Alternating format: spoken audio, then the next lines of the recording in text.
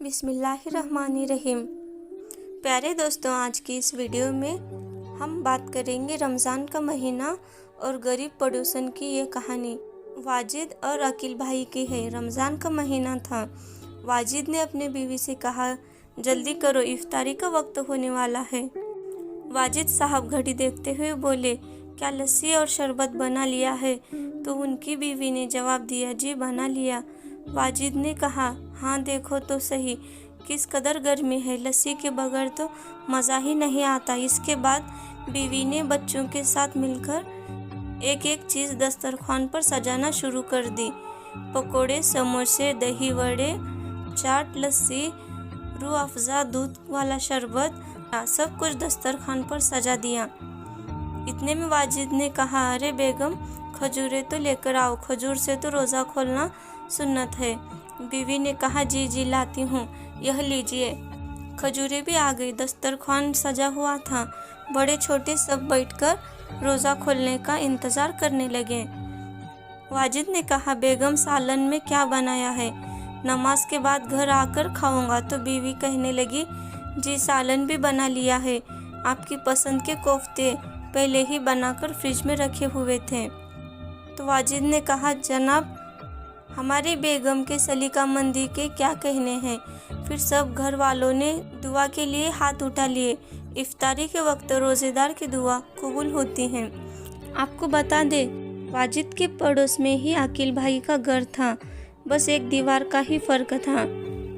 अकील भाई ने अपने बीवी से कहा, अरे बेगम, कुछ है रोज़ा खोलने के लिए? तो बीवी किचन से आवाज़ लगा कर बोली, हाँ है, अल्लाह का शुक्र है, सब कुछ है, हम भूखे नहीं रहेंगे। और फिर अकील की बीवी अपनी छोटी बेटी के साथ मिलकर दस्तरखान को लगाने लगी। उबले हुए आलूओं का सालन और रोटियां दस्तरखान पर लाकर रख दिया। उसके साथ में मीठा शरबत भी था। यह मीठा शरबत वो शरबत होता है जिसमें चीनी और पानी के अलावा और कुछ ना हो, न नींबू, न रूह अफ़ज़ा, न दूध और ना ही कोई मेवा, सिर्फ चीनी का मीठा पानी था। इसके अलावा गिनती के 6 या 7 सूखे पकोड़े थे। पकोड़े सूखे इसलिए थे क्योंकि उन पकौड़ियों में ना प्याज, ना आलू, ना पालक, ना बंद गोभी, कुछ भी नहीं था। जो पकौड़ी रोज़ेदार के हलक में अटकने लगे, लेकिन क्या करे, मजबूरी है ना। आखिर गरीबों का भी तो जी चाहता है कि कुछ चटपटा खाने को। अकील की दोनों बड़ी बेटियां जो कुरान पाक की तिलावत कर रही थी, वह भी आकर बैठ गई और यह घराना रोज़ा खोलने का इंतज़ार करने लगा। अकील ने एक नज़र दस्तरखान की तरफ देखा और फिर अपनी तीनों बेटियों की तरफ देखा। उसके दिल में दर्द की लहर सी उठी कि इस उम्र में बच्चियों के क्या क्या शौक़ होते हैं और मैं तो इनको ढंग से खिला भी नहीं पाता। इफ्तार का वक्त दुआ कबूल होने का वक्त होता है। वह सब दस्तरखान के चारों तरफ बैठकर दुआएं मांगने लगे। अकील की आंखों में आंसू आ गए। वह अल्लाह की बारगाह में फरियाद करने लगा, या मेरे अल्लाह, मेरी बच्चियों के नसीब अच्छे करना, आगे कहीं गुर्बत की चक्की में पीसने से बचा लेना। ये मेरा मौला, इन्हें नेक, शरीफ, खुशहाल रिश्ते अता फरमा। बेटियां बहुत समझदार और सब्र करने वाली थी, मगर सबसे छोटा बेटा यह सब बर्दाश्त नहीं कर पाता था। वह कहने लगा, अम्मी, अभी मैं असद के साथ उसके घर चला गया था। उसके घर में दस्तरखान रोज़ाना भरा होता है। यह सब कुछ हमारे घर में क्यों नहीं होता? मुझसे नहीं खाई जाती। रोज़ रोज़ कभी आलू, कभी टिंडे, कभी दाल। माँ ने बेटे से कहा, बेटा सब्र करो, अल्लाह सब ठीक कर देंगे। बेटा कहने लगा, अम्मी, सब्र तो करता हूँ, लेकिन हफ्ते में एक दफ़ा तो अच्छा खाना खिला दिया करें। कभी शरबत में रूह अफ़ज़ा तो डाल दिया करें, कभी गोश्त, यह मुर्गे का सालन बना लिया करें। बेटा अभी छोटा ही था। उसकी उम्र 11 या 12 साल की थी और उसका नाम अहमद था। माँ का कलेजा तड़प उठा। उसने बढ़कर अहमद को सीने से लगा लिया और खुद भी सिसक सिसक कर रोने लगी और कहने लगी, सब्र कर मेरे लाल, अल्लाह ने सब्र करने वालों के लिए जन्नत बनाई है, वहाँ सब कुछ मिलेगा बेटा, सब्र करो।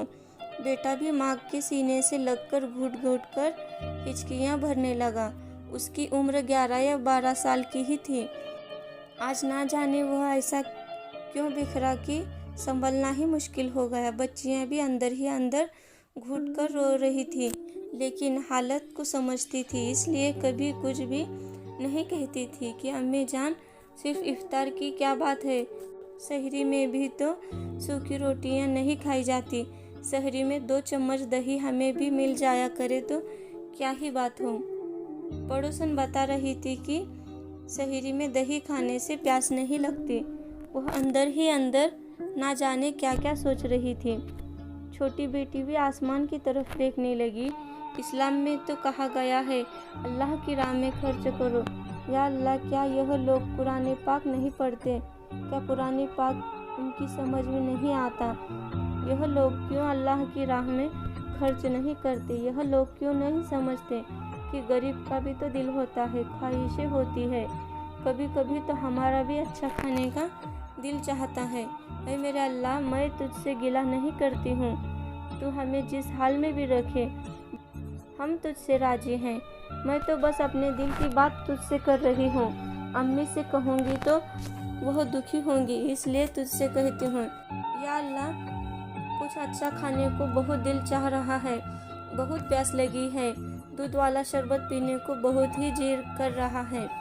ऐ मेरे अल्लाह, तू हमें अपने फजल से दुनिया में भी खिला और आखिरत में भी हमें नेमतों भरी ज़िंदगी अता फरमा और हमें अपना फरमाबरदार बना। या अल्लाह, अपने ख़जानों में से हमें बहुत सारी खाने पीने की अच्छी अच्छी चीज़ें अता फरमा। छोटी बेटी अपने अंदाज में अल्लाह से बातें किए जा रही थी। अज़ान होने ही वाली थी कि इतने में किसी ने अकील भाई के घर का दरवाज़ा खटखटाया। अकील भाई ने दरवाजे पर जाकर देखा तो वाजिद साहब खाने की एक बड़ी सी प्लेट लिए हुए खड़े थे। साथ में उनका बेटा भी शरबत का जग लिए हुए खड़ा था। वाजिद साहब वहीं थे जिनके बारे में हमने आपको शुरू में बताया था। अकील भाई तो हैरान रह गए। वाजिद साहब ने आगे बढ़कर सामान नीचे रख दिया और अकील भाई के हाथ पकड़कर खड़े हो गए। मुझे माफ़ करना दोस्त, साथ में ही रहते हुए भी मैं तुम्हारे हुकूक से गाफिल रहा। अभी मेरे बेटे असद के जिद करने पर आइसक्रीम लेने जा रहा था तो गली से गुजरते हुए आपके बेटे की रोती हुई आवाज़ ने मेरे कदमों को जकड़ लिया। मुझे माफ़ करना मेरे भाई, मैं बहुत शर्मिंदा हूँ। मैं पेट भरकर खाना खाता हूँ और पड़ोस की खबर भी नहीं थी।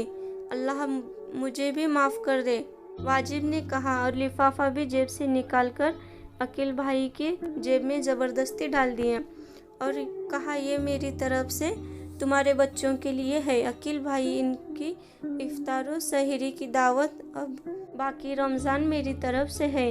वाजिद साहब के पलटते ही आज़ान शुरू हो गई और अहमद खुशी खुशी रूह अफ़ज़ा वाला दूध का शरबत पीने लगा और छोटी बेटी तो इतनी खुश हुई थी कि बस नहीं चल रहा था। अपने अल्लाह पर कुर्बान हो जाए, वह कितना करीम है, कोई उसे सच्चे दिल से पुकारे तो सही। दोस्तों, रमज़ान में अपने आसपास गांव, मोहल्ले, बस्ती में पड़ोसियों को देखे, कहीं कोई ज़रूरतमंद तो नहीं। बहुत से लोग रूखी सूखी खाकर रोज़ा रखते हैं और इस इफ्तारी में भी उन्हें ज़्यादा कुछ नहीं मिल पाता, तो आप बिना दिखावे किए लोगों की मदद किया करें। अल्लाह पाक हमें कहने सुनने से ज़्यादा अमल करने की तौफीक अता फरमाए। आपको वीडियो पसंद आई है तो इस वीडियो को लाइक करें, अपने दोस्तों में शेयर करें। हम मिलते हैं फिर नई वीडियो के साथ। तब तक अस्सलामु अलैकुम, अल्लाह हाफिज़।